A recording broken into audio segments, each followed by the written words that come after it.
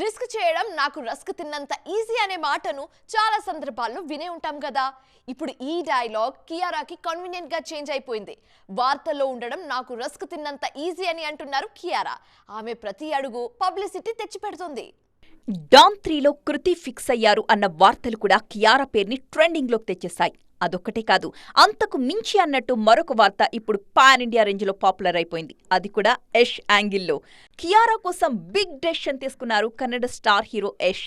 బెంగళూరులో జరగాల్సిన toxic schedules ని ముంబైకి షిఫ్ట్ చేసేశారు.